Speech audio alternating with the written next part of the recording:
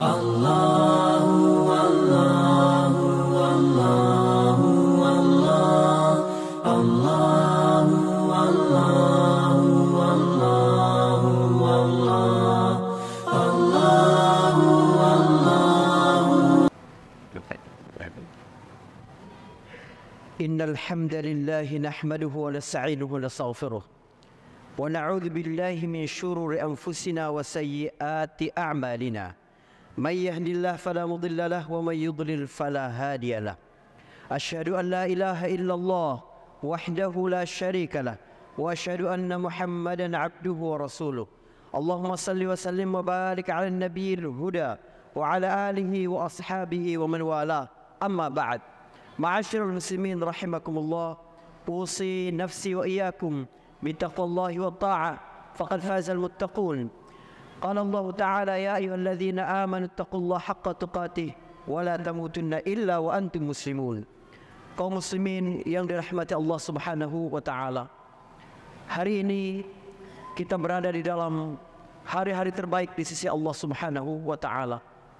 Ukuran standar yang akurat untuk melihat bagaimana tingkat ketakwaan yang ada di dalam hati kita itu adalah bagaimana kita merasa tergetar ketika kita bersentuhan, ketika kita menghadapi, ketika kita berada dalam syiar-syiar Allah Subhanahu wa taala.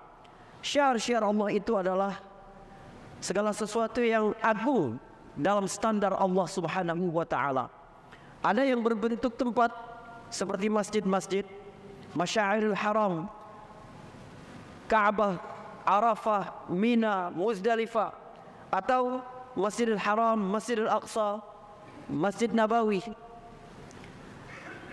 Ada juga syiar-syiar Allah itu berupa waktu-waktu tertentu yang Allah Subhanahu wa taala istimewakan dibanding waktu-waktu yang lain. 10 hari pertama di bulan Zulhijjah ini adalah di antara waktu yang merupakan syiar-syiar Allah Subhanahu wa taala. Allah berfirman, "Dzalika wa man yu'azzim sya'airallah fa innaha min taqwal qulub." Begitulah siapa yang membesarkan syiar-syiar Allah, maka itu adalah tanda dari ketakwaan di dalam hatinya. Saudaraku, manusia memiliki standar-standar, tapi Allah Subhanahu wa taala punya standarnya sendiri. Maka bagi orang mukmin yang menjadi acuan dalam kehidupannya, prioritas nilai yang dia perjuangkan adalah standar-standar Allah Subhanahu wa taala itu. Maka kesempatan yang baik sekali pada hari-hari yang terbaik di sisi Allah Subhanahu wa taala ini, kita menggunakan segala kesempatan itu untuk melakukan kebaikan-kebaikan. Rasul sallallahu alaihi wasallam bersabda, "Ma min ayyamin al-amalus salih fihinna ahabbu ila Allah min hadhihi al-ayyamil 'ashr." Faqalu ya Rasulullah, "Walal jihad fi sabilillah." Faqala Rasulullah sallallahu alaihi wasallam, "Walal jihad fi sabilillah illa rajulun kharaja bi nafsihi wa malihi falam yarja' min dzalika bi syai'." Tidak ada hari-hari yang lebih dicintai oleh Allah Subhanahu wa taala untuk melakukan amal saleh di dalamnya kecuali pada 10 hari pertama di bulan Zulhijjah ini. Para sahabat faham bahwa nilai tertinggi dari amal saleh itu adalah berjihad di jalan Allah Subhanahu wa taala. Maka mereka merasa takjub ketika Nabi berkata, amalan-amalan saleh apapun lebih dicintai oleh Allah Subhanahu wa taala ketika dilakukan pada 10 hari ini. Maka mereka bertanya, termasuk jihad di jalan Allah ya Rasulullah? Rasulullah menjawab, termasuk jihad di jalan Allah. Kecuali seorang laki-laki yang keluar membawa jiwanya, membawa hartanya, lalu tidak kembali sedikit pun dari hal itu. Artinya dia berkorban seluruh hartanya dan dia menemukan syahid di jalan Allah Subhanahu wa taala. Cuma itu satu-satunya amalan yang tidak bisa menandingi keutamaan beramal saleh di 10 hari pertama di bulan Zulhijjah ini. Saudara, di antara amalan yang paling agung itu adalah menyembelih hewan kurban. Dan ada banyak sekali hikmah ketika seseorang melakukan amalan yang mendekatkan diri kepada Allah Subhanahu wa taala berupa menyembelih hewan kurban ini. Bayangkan, peristiwa ini merujuk kepada peristiwa yang menimpa Nabi Ibrahim alaihissalam ketika diuji oleh Allah Subhanahu wa taala, sebagaimana yang Allah sampaikan di dalam surat As-Saffat ayat 102. Falamma balagha ma'ahu as-sa'ya qala ya bunayya inni ara fil manami anni adhbahuk fanzur madza tara qala ya abati if'al ma tu'mar satajiduni insyaallah minas sabirin. Ada banyak sekali pesan-pesan Allah Subhanahu wa taala pada pendidikan umat ini yang terdapat di ayat 102 surat As-Saffat ini. Allah Subhanahu wa taala menyebutkan, maka tatkala Ismail sampai pada usia sanggup untuk melakukan pekerjaan bersama ayahnya, Ibrahim berkata, duhai anakku, aku bermimpi. Dan mimpi para rasul adalah wahyu, adalah perintah dari Allah Subhanahu wa taala. Aku bermimpi bahwa aku menyembelihmu. Aku mendapat perintah dari Allah melalui mimpi bahwa aku harus menyembelihmu. Apa pendapatmu? Apa komentarmu? Nabi Ismail alaihissalam menjawab, ayah, lakukan saja apa yang diperintahkan oleh Allah Subhanahu wa taala. Engkau akan dapati aku insyaallah termasuk orang-orang yang sabar. Saudara, pelajaran paling awal dari ayat ini adalah betapa pentingnya membangun bonding, ikatan antara ayah dan anak untuk lebih mudah berjamaah dalam satu visi, taat kepada Allah Subhanahu wa taala. Sesungguhnya banyak persoalan-persoalan kejiwaan, isu tentang mental health itu berkenaan dengan isu hubungan dengan sesama anggota keluarga. Kenapa? Sebab tidak sama visinya. Mungkin seseorang yang tidak berjamaah dalam visi keluarga bisa berpisah karena nilai-nilai yang mereka perjuangkan tidak sama, prioritas-prioritasnya tidak sama, standar baik muridnya memandang sesuatu tidak sama. Tetapi keluarga yang bersama-sama punya visi bagaimana menempatkan ketaatan total kepada Allah Subhanahu wa taala adalah keluarga yang paling bahagia di muka bumi ini. Ibrahim alaihissalam mengajarkan kita bagaimana membangun kedekatan itu. Ini unik sekali. Kenapa? Sebab Nabi Ibrahim alaihissalam bukanlah ayah yang secara fisik selalu hadir di tengah keluarganya. Ini adalah problem kita hari ini. Setiap hari warga Jakarta, Depok, Bogor, Tangerang, Bekasi, kami melakukan penelitian tahun 2012 lalu, berjumpa dengan anak-anaknya rata-rata 110 menit setiap hari. Kurang dari 2 jam mereka berjumpa dengan anak-anaknya. Sementara pendidikan karakter dan nilai itu dibentuk oleh ayah. 17 dialog di dalam Al-Quran berbicara tentang orang tua dan anak. Cuma 2 dari 17 itu yang berbicara dialog antara ibu dan anak.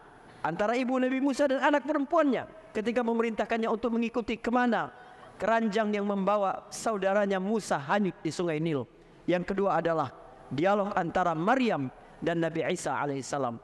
Satunya tidak dijelaskan, 14-nya adalah dialog antara ayah dan anak. Nabi Yakub dan Nabi Yusuf, Nabi Yakub dan putra-putranya, Nabi Ismail dan Nabi Ibrahim, Nabi Nuh dan anaknya, Luqman dan anaknya, Nabi Shu'aib dan 2 anak perempuannya, serta lain-lainnya. Bahwa betapa pentingnya kehadiran seorang ayah. Tapi musibah kita pada hari ini, jutaan anak yang yatim hukman secara de jure seperti anak yatim, walaupun faktanya orang tua mereka bersama kita. Apalagi malam ketika pulang ke rumah, orang tua sudah letih, anak sudah hampir tertidur, masih pula disibukkan dengan sosial media, dengan aplikasi-aplikasi lain di gadgetnya. Subhanallah, betapa musibah pada hari ini. Allah Subhanahu wa taala di dalam Al-Quran pada ayat ini ingin menunjukkan aktivitas bersama yang dilakukan antara ayah dan anak, apalagi dalam rangka ketaatan kepada Allah Subhanahu wa taala, adalah awal dari kebahagiaan keluarga. Sementara kokohnya sistem sosial berbangsa dan umat manusia secara umum dimulai dari kokohnya keluarga. Maka Al-Quran seperti biasanya budaya Al-Quran itu menggunakan kata-kata yang singkat namun artinya sangat padat. Tapi ketika Al-Quran ingin berkata tatkala Ismail sudah dewasa, Al-Quran menyebutnya dengan bahasa yang lebih panjang. Tatkala Ismail pada usia bisa diajak bekerja bersama ayahnya. Apa artinya? Allah ingin menunjukkan kepada kita, sering-seringlah melakukan aktivitas bersama dengan anak-anak kita. Gunakan waktu-waktu singkat, ya, curi waktumu, kesibukan-kesibukanmu demi Allah, saudara-saudaraku. Sesibuk apapun engkau di luar, sebesar apapun bisnismu, setinggi apapun kedudukanmu di tengah masyarakat, tidak pernah mengurangi tanggung jawabmu sebagai orang tua. Artinya ayat qu anfusakum wa ahlikum nara itu diemban oleh masing-masing kita sebagai ayah. Saudaraku yang dirahmati Allah Subhanahu wa taala, Ibrahim berkata kepada anaknya, "Ayah, dapat perintah melalui mimpi." Subhanallah. Nabi Ibrahim adalah Abul Anbiya, ayah para nabi. Dia juga digelar sebagai bapak tauhid. Dialah peletak dasar. Ya, dianggap sebagai sebuah sistem yang terpadu bagaimana mengajarkan tauhid itu pada masa Nabi Ibrahim alaihissalam. Walaupun sebelumnya sudah ada. Tapi perhatikan Nabi Ibrahim alaihissalam dalam dialog ini. Dia mengatakan kepada anaknya, "Anakku, aku mendapat perintah melalui mimpi bahwa aku harus menyembelihmu." Perintah itu tidak datang melalui jalur yang benar-benar formal seperti Allah sampaikan tertulis di atas suhuf-suhuf. Sebab Nabi Ibrahim adalah di antara nabi yang memperoleh suhuf-suhuf itu. Tapi perintah itu datang melalui mimpi. Dan perintah itu bukan berkata Ismail harus disembelih, bukan. Tapi yang menyembelihnya langsung harus Ibrahim. Artinya tangan Ibrahimlah yang menyembelihnya, yang memegang pisaunya. Mata Ibrahimlah yang menatap langsung anaknya ketika disembelih itu. Ujian itu adalah ujian yang besar sekali kepada Ibrahim dan kepada Ismail. Demi Allah, saudaraku, tidak ada musibah yang lebih besar bagi seorang di dunia ini kecuali musibah yang menimpa anak-anaknya. Ibrahim diperintahkan langsung untuk melakukan itu. Kita ringan mendengar cerita ini karena kita sudah tahu endingnya. Bakal ada domba yang akan diganti oleh Allah Subhanahu wa taala. Tetapi detik ini berempatilah kepada Ibrahim. Bayangkan bahwa perintah itu datang benar-benar dari Allah Subhanahu wa taala, dan Ibrahim belum tahu kisah tentang seekor domba yang akan menggantikan anaknya itu. Ibrahim berkata kepada anaknya, "Nak, ayah dapat perintah untuk mendapatkan tugas menyembelihmu." Sang anak diminta pendapat, sebab Ibrahim mengajarkan kita bagaimana menjadi ayah yang baik. Bukan berarti semakin tinggi tingkat keberagamaanmu, engkau menjadi semakin otoriter di tengah keluargamu. Mengajak keluarga sholat, melatih mereka puasa, membiasakan mereka membaca Al-Quran. Tidak bisa dengan cara-cara yang keras. Memaksa anak-anak kita, melahirkan trauma, dapat menimbulkan banyak sekali efek negatif kepada anak-anak. Tapi bangun kesadaran tentang pentingnya hanya bergantung kepada Allah Subhanahu wa taala. Bangun kesadaran bahwa segala sesuatu di luar Allah Subhanahu wa taala adalah hal yang kecil. Bangun kesadaran bahwa dunia tidak ada apa-apanya dibanding akhirat. Subhanallah. Lihat bagaimana jawaban sang anak. "Ya abatif alma tuhmar." Subhanallah. Perhatikan jawaban Ismail ini. Seolah-olah Ibrahim sedang mengatakan sesuatu yang tidak ada hubungannya dengan Ismail. Seolah-olah misalnya Ibrahim berkata, "Nak, ayah dapat perintah untuk membuat rumah di Mekah, membuat rumah di Al-Aqsa." Maka Ismail akan berkata, "Ya, lakukan saja perintah Allah, itu urusanmu." Ismail tidak berkata, "Sembelihlah aku," tidak. Tapi berkata, "Laksanakan apa yang diperintahkan Allah." Seolah-olah tidak ada hubungan dengan dirinya. Bahwa segala sesuatu bagi orang yang telah kenal Allah Subhanahu wa taala merasa ringan. Inilah total ketaatan kepada Allah Subhanahu wa taala. Saudaraku, ketaatan yang total kepada Allah Subhanahu wa taala itu melahirkan puncak tumaninah dalam keimanan, dan itu akan membuat setiap orang yang melakukannya dapat merasakan manisnya iman. Saya teringat dengan hadis Nabi sallallahu alaihi wasallam riwayat Imam Muslim. "Dzal ta'mal iman." Al-Abbas bin Abdul Muttalib paman Nabi bercerita, "Aku mendengar Rasulullah SAW bersabda, "Dzaqa ta'mal iman, man radhiya billahi rabba, wa bil islami dina, wa bi Muhammadin rasula." Telah merasakan manisnya iman seseorang yang ridha kepada Allah sebagai Rabbnya, kepada Islam sebagai agamanya, kepada Muhammad sebagai Rasulnya. Saudaraku, ada hampir 2 miliar muslim di dunia ini. Dari 2 miliar itu sedikit yang beriman. Dari yang sedikit beriman itu lebih sedikit lagi yang merasakan manisnya keimanan. Ta'man iman atau taste of iman, rasa keimanan itu berbeda dengan pengetahuan-pengetahuan tentang keimanan. Saya mungkin dapat menulis 3 halaman lebih tentang bagaimana rasa buah durian. Tapi sebaik apapun orang menghafal, apa yang saya ungkapkan itu tidak sama dengan orang yang pernah benar-benar merasakan manisnya buah durian. Begitu pula Rasulullah SAW menyebutkan di dalam hadisnya ini, telah merasakan manisnya iman. Subhanallah, kita merasakan bahwa iman itu ada rasanya, ada manisnya. Dan orang yang merasakan itu adalah orang yang ridha Allah Subhanahu wa taala sebagai Tuhannya. Saudaraku, Allah Subhanahu wa taala menghamparkan kebaikan-kebaikannya di atas muka bumi ini. Maka orang yang tidak kenal Allah Subhanahu wa taala tidak mungkin bergembira terhadap apapun yang datang dari Allah Subhanahu wa taala. Orang yang kenal dengan Allah Subhanahu wa taala akan tenang. Karena apa? Karena dia kenal zat Allah Subhanahu wa taala. Dia kenal Allah lah yang maha kuasa. Di tangan Allah lah segala perkara. Dia tahu, dia tidak lupa bahwa Allah tidak menciptakan makhluk lalu membiarkan mereka mengurusnya sendiri. Dia membaca surat Al-A'raf ketika berkata, ala lahul khalqu wal amr. Ketahuilah bahwa di tangan Allah lah makhluk-makhluk dan peristiwa-peristiwa, urusan-urusan. Kita biasanya ingat bahwa makhluk-makhluk, benda-benda adalah ciptaan Allah. Tapi kita lupa bahwa yang mengurusnya secara detail adalah Allah Subhanahu wa taala. Kullu yaumin huwa fi sya'n. Setiap hari Allah itu berada dalam kesibukan. Maka tenanglah hati orang beriman. Ketika diuji, dia sedang diurus oleh Allah Subhanahu wa taala. Ketika kehilangan, dia sedang diurus oleh Allah Subhanahu wa taala. Ketika dia mendapatkan perintah, dia sedang diurus oleh Allah Subhanahu wa taala. Segala sesuatu yang datang dalam hidupnya melahirkan ketenangan. Wajarlah satu bekal yang Allah sebutkan kepada ayah kita Nabi Adam dulu ketika diturunkan ke bumi ini. Faman tabi'a hudaya fala khaufun 'alaihim wala hum yahzanun. Tidak ada overthinking bagi orang-orang yang mengikuti petunjuk Allah Subhanahu wa taala. Dalam ayat lain, famanittaba'a hudaya fala yadhillu wala yashqa. Seorang yang mengikuti sungguh-sungguh petunjukku, dia tidak mungkin tersesat, tidak mungkin bingung, tidak mungkin pula merasa sengsara dalam kehidupannya. Inilah inti dari berkurban, menyerahkan segala sesuatu yang terbaik untuk Allah Subhanahu wa taala. Makanya saudaraku, betapa luar biasanya ada episode Ibrahim mendapat perintah berkurban. Sebelum Allah mensyariatkan kita menyembelih hewan kurban di setiap Idul Adha, apakah Allah tidak mampu untuk langsung mewajibkan perintah berkurban itu? Maha suci Allah dari kelemahan-kelemahan dan kekurangan-kekurangan. Tetapi kenapa harus ada episode Ibrahim? Untuk menunjukkan bagaimana seorang Ibrahim yang kenal Allah, yang matang tauhidnya, akan mengikuti seluruh perintah-perintah Allah, memperjuangkan apa yang diperintahkan itu, walaupun secara logika tidak masuk akal. Maka lil mu'minin wala mu'minatin idza qadallahu wa rasuluhu amran ay yakuna lahumul khiyaratu min amrihim.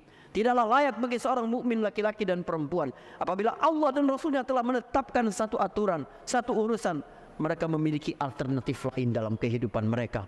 Hari ini iman kita diuji. Ada hal yang harus kita sisihkan, berkurban kita. Satu hikmah luar biasa agar anak-anak yatim dan orang-orang miskin akan merasakan manisnya daging setiap tahun pada saat Idul Adha. Semoga khutbah singkat ini bermanfaat. Bagaimana kita memberikan kebahagiaan dan kegembiraan ke dalam hati-hati orang ketika kita berkorban itu. Begitulah Allah akan memasukkan kebahagiaan karena kita merasakan manisnya keimanan yang utuh kepada Allah Subhanahu wa taala. Barakallahu li wa lakum wastaghfiruhu innahu huwal ghafurur rahim.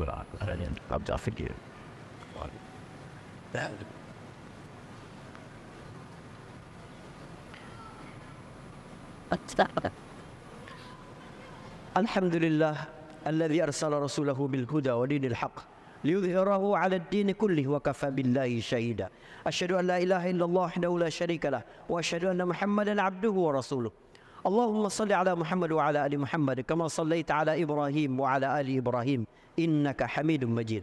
Allahumma barik ala Muhammad wa ala ali Muhammad kama barakta ala Ibrahim wa ala ali Ibrahim innaka Hamidum Majid. Ma'asyiral muslimin rahimakumullah, usi nafsi wa iyyakum bi taqwallahi wat ta'ah. Ya ayyuhalladzina amanu taqullaha haqqa tuqatih wa la tamutunna illa wa antum muslimun. Saudaraku yang dirahmati Allah Subhanahu wa taala, hal lain yang membuat efek kebahagiaan rohani, kesejahteraan emosi bagi orang yang berkurban, orang yang melaksanakan perintah Allah Subhanahu wa taala secara totalitas dalam hidupnya adalah efek keikhlasan. Sesungguhnya kita melakukan sesuatu tulus tanpa harap pamrih, pujian dan pengakuan manusia.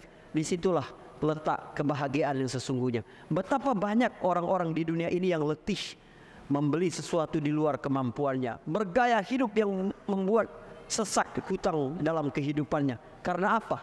Demi menuntaskan ucapan orang-orang dan penilaian manusia di sekitarnya. Tapi orang beriman faham bahwa ridha Allah Subhanahu wa taala, mengikuti seluruh aturan-aturannya, dan ridha pula dengan ketentuan-ketentuan takdirnya adalah puncak dari seluruh tumakninah, dari seluruh kedamaian, dari seluruh kegembiraan, dari seluruh falah kesuksesan di dalam hidupnya. Semoga hari ini kita mendapatkan semangat baru, motivasi baru untuk benar-benar berazam. Ada sesuatu yang kita korbankan untuk Allah Subhanahu wa taala, bentuk taqarrub kita kepada Allah Subhanahu wa taala. Semua ibadah di dalam agama ini sebenarnya ada ruhut tadhiyah atau ruh pengorbanan di dalam diri kita. Kita salat itu kita mengorbankan waktu kerja kita. Berwudu pada saat subuh mengorbankan rasa dingin. Puasa mengorbankan rasa lapar. Berinfak mengorbankan rasa pelit. Begitulah seorang mukmin, dia faham bahwa segala sesuatu yang Allah perintahkan dan syariatkan pada hakikatnya adalah untuk mendidik kita menjadi yang terbaik, menjadi yang paling bahagia, menjadi yang paling sukses dalam kehidupan dunia dan kehidupan akhirat. Allahumma ighfir lil muslimina wal muslimat wal mu'minina wal mu'minat al ahya' minhum wal amwat innaka sami'un qaribun mujibud da'wat. Allahumma ij'alna minal ladzina yastami'una al qawla fayattabi'una ahsana. Allahumma a'inna ala dzikrika wa syukrika wa husni ibadatik. Allahumma inna nas'aluka al-huda wat-tuqa wal-'afaf wal-ghina wa nas'aluka makarimal akhlaq. Rabbana hab lana min azwajina wa dhurriyyatina qurrata a'yun waj'alna lil muttaqina imama. Rabbana la tuzigh qulubana ba'da idh hadaytana wa hab lana min ladunka rahmah innaka antal wahhab. Rabbana taqabbal minna innaka antas samiul alim wa tub 'alaina innaka antat tawwabur rahim. Rabbana atina fid dunya hasanah wa fil akhirati hasanah wa qina 'adzaban nar. Wa sallallahu ala Muhammad wa ala alihi wa sahbihi wa sallam walhamdulillahi rabbil alamin. Aqimis salat.